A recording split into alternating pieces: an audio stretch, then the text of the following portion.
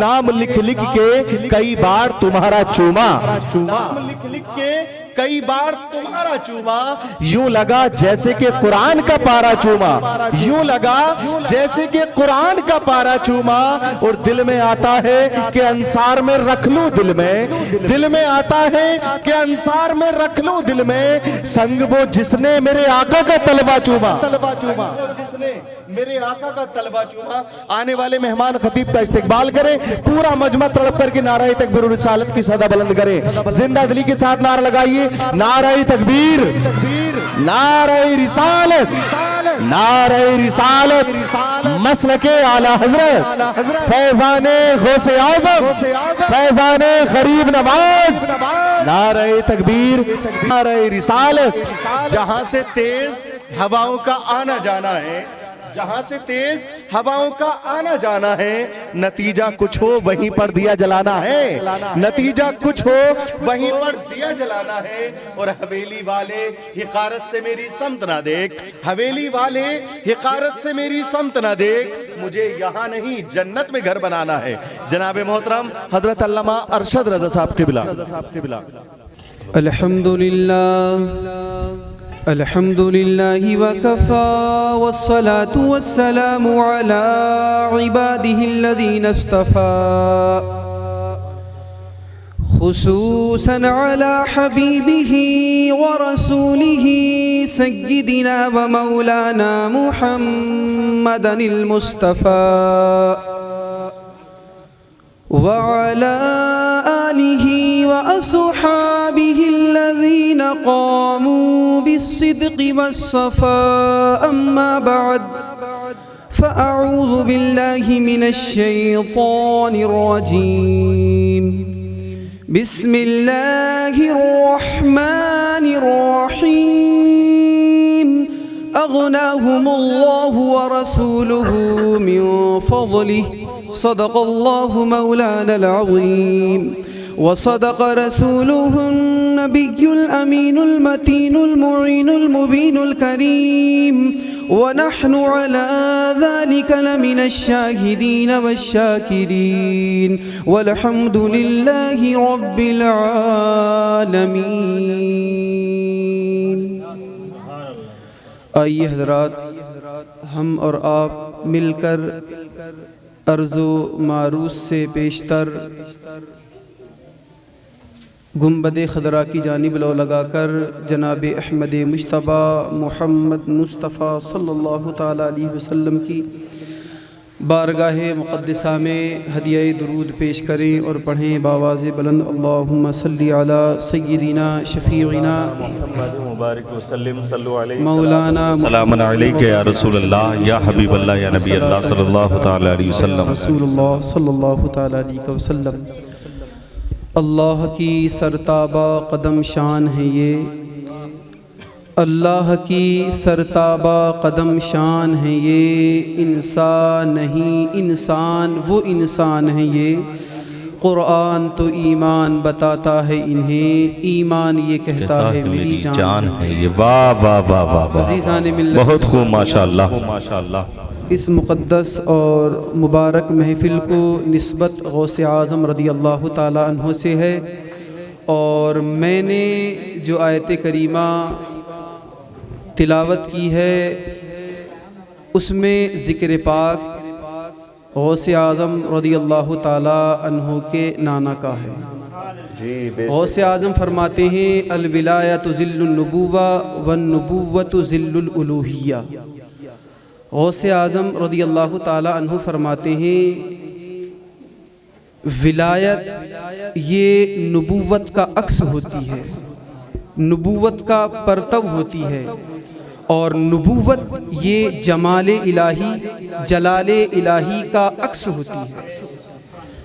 غوث اعظم رضی اللہ تعالی عنہ فرماتے ہیں اللہ تبارک و تعالی نے جتنے بھی اولیاء کرام کو اس دنیا میں بھیجا، ہر ولی کسی نہ کسی نبی کا عکس ہے، کوئی عکس موسیٰ ہے، کوئی عکس عیسیٰ ہے، کوئی عکس ابراہیم ہے، کوئی عکس اسماعیل ہے، اور غوث اعظم فرماتے ہیں میں عکس حبیب اللہ ہوں، تو میں نے جس آیت کریمہ کی تلاوت کی ہے اس میں حبیب اللہ کا ذکر ہے۔ جی جی بے شک بے شک۔ اللہ نے قرآن پاک کے اندر فرمایا اغناہم اللہ ورسولہ من فضلہ، اللہ نے اس کے رسول نے اپنے فضل سے ان کو غنی کر دیا، ان کو مالدار کر دیا، ان کو دے دیا، ان کو عطا کر دیا۔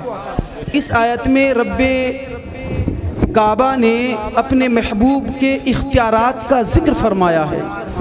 رب اس آیت میں یہ فرما رہا ہے کہ میرے محبوب کو یہ اختیار ہے، آپ جس کو چاہیں جو چاہیں عطا کر دیں۔ اللہ نے ہمیں اور آپ کو بھی اختیارات سے نوازا ہے، اللہ نے آپ کو بھی اختیارات دیے ہیں، اللہ نے ہمیں بھی اختیارات سے نوازا ہے۔ حضور کے اختیار سمجھنے سے پہلے تھوڑی سی تمہید آپ سمجھیں، اس کے بعد انشاءاللہ آپ آسانی کے ساتھ حضور کے اختیارات کو سمجھیں گے۔ اللہ نے ہمیں اور آپ کو اختیارات عطا فرمائے، اللہ نے ہمارے جسم کے اندر طاقت رکھی، اللہ نے ہمارے ہاتھ کے اندر طاقت رکھی ہے۔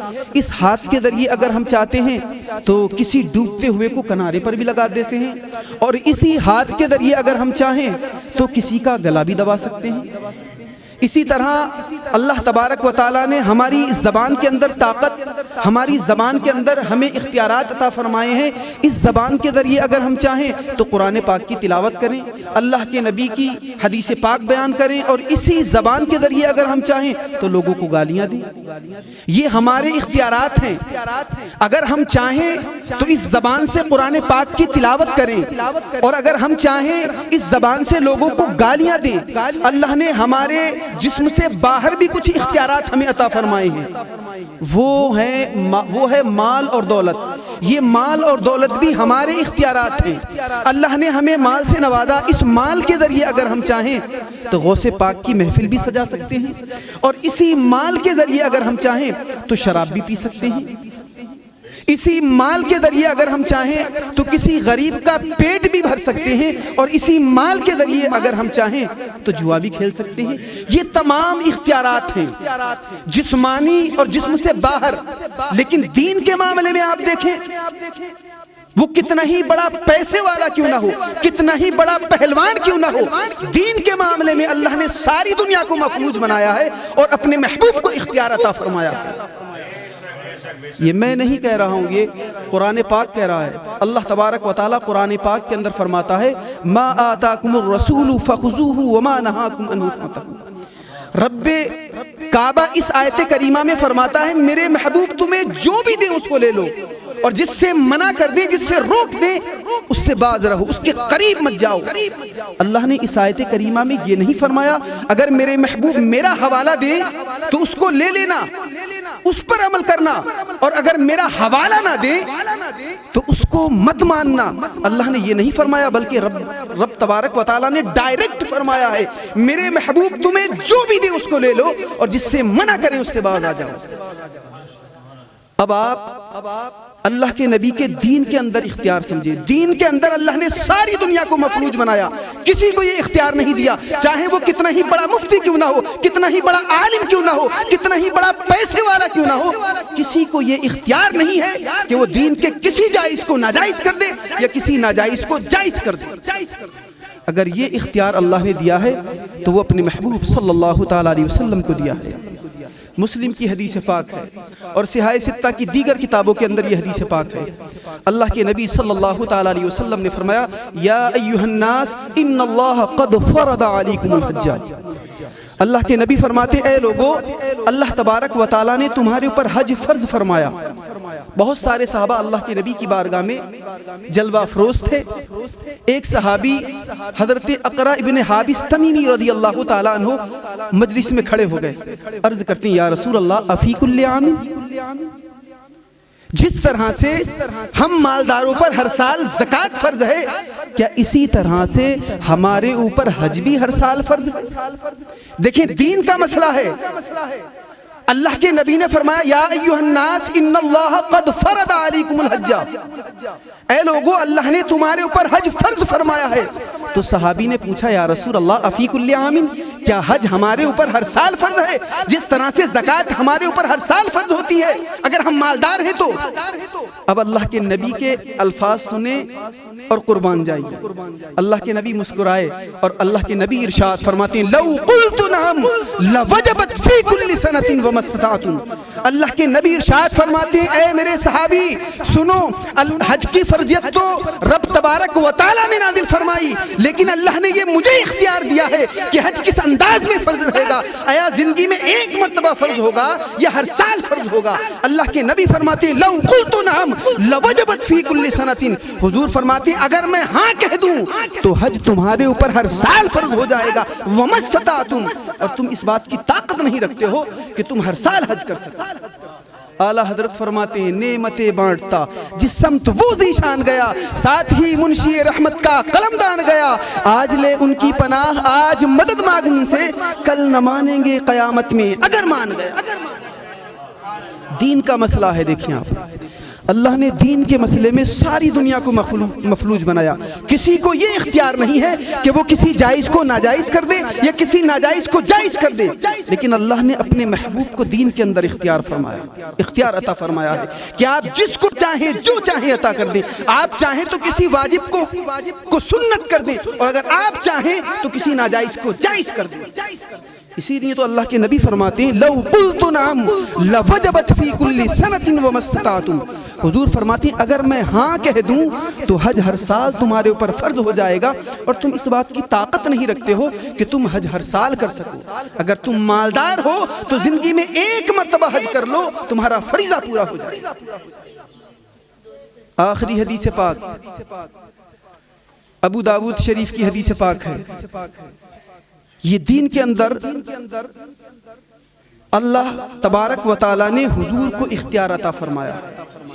کیا ہم میں سے آپ میں سے کسی کو یہ اختیار ہے کہ وہ کسی فرض کو سنت کر دے یا کسی واجب کو فرض کر دے؟ نہیں، وہ وقت کا کتنا ہی بڑا مفتی کیوں نہ ہو، کتنا ہی بڑا عالم کیوں نہ ہو، کسی کو اللہ نے یہ اختیار نہیں دیا ہے کہ وہ کسی فرض کو واجب کر دے یا کسی واجب کو فرض کر دے۔ اگر یہ اختیار اللہ نے کسی کو عطا فرمایا ہے تو ہمارے اور آپ کے نبی صلی اللہ تعالیٰ علیہ وسلم کو عطا فرمایا ہے۔ آخری حدیث پاک ابو داؤد شریف کی حدیث پاک ہے، اللہ کے نبی صلی اللہ تعالیٰ علیہ وسلم نے حضرت علی رضی اللہ تعالیٰ عنہ کو یمن کا قاضی بنایا، یمن کا یمن کا جسٹس بنایا، تو حضرت علی اللہ کے نبی کی بارگاہ میں عرض کرتے ہیں یا رسول اللہ انی لا اعلم کثیرا من القضاء، یا رسول اللہ آپ مجھے یمن کا قاضی بنا رہے ہیں، مجھے یمن کا جج بنا رہے ہیں، میں ابھی جوان ہوں۔ جج تجربہ کار لوگ ہوتے ہیں، عمر دراز لوگ جن کے پاس تجربہ بہت زیادہ ہوتا ہے، جن کے پاس علم کی بھرمار ہوتی ہے، یا رسول اللہ وہ جج ہوتے ہیں، میں ابھی جوان ہوں، آپ مجھے یمن کا قاضی بنا رہے ہیں۔ جب حضرت علی رضی اللہ تعالیٰ عنہ نے اللہ کے نبی کی بارگاہ میں یہ عریضہ پیش کیا تو اللہ کے نبی نے اپنے ہاتھ کو اس طرح سے کیا اور حضرت علی کے سینے پر مارا اور ارشاد فرمایا اللہم اہدی قلبہ، اے اللہ علی کے سینے کو کشادگی عطا فرما۔ حضرت علی فرماتے ہیں اس کے بعد میرے پاس یمن کے اندر بڑے سے بڑے مسائل آئے، میں نے ان کو آسانی کے ساتھ حل فرما دیا۔ اعلیٰ حضرت فرماتے ہیں واہ کیا جود و کرم ہے، شہبت تھا تیرا، نہیں سنتا ہی نہیں مانگنے والا تیرا، میں تو مالک ہی کہوں گا کہ ہوں مالک کے حبیب، یعنی محبوب و محب میں نہیں میرا تیرا، یعنی محبوب و محب میں نہیں میرا تیرا۔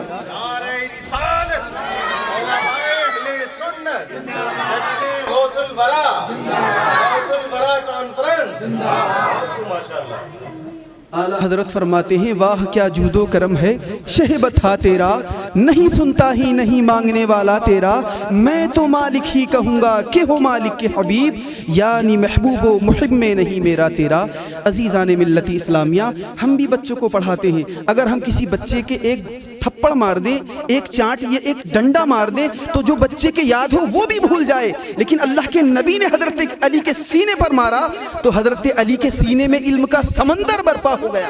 حضرت علی فرماتے ہیں اس کے بعد میرے پاس یمن کے اندر بڑے سے بڑے مسائل آئے، پیچیدہ سے پیچیدہ مسائل آئے، میں نے ان کو آسانی کے ساتھ حل فرما دیا۔ اور حضرت عمر تو یہاں تک فرماتے ہیں اگر علی نہ ہوتے تو عمر ہلاک ہو جاتے۔ اگر حضرت عمر کے پاس کوئی پیچیدہ مسئلہ آتا تو حضرت حضرت علی کی بارگاہ میں جاتے اور آپ ارشاد فرماتے ہیں اگر علی نہ ہوتے تو عمر ہلاک ہو جاتے۔ تو یہ اللہ کے نبی کی عطائیں ہیں، اللہ کے نبی جس کو چاہیں جو چاہیں عطا فرما دیں۔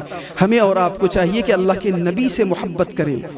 جب ہمارے نبی کا یہ عالم ہے تو جو نبی کے عکس ہیں یعنی غوث اعظم، ان کا مقام بھی بہت اعلیٰ ہے۔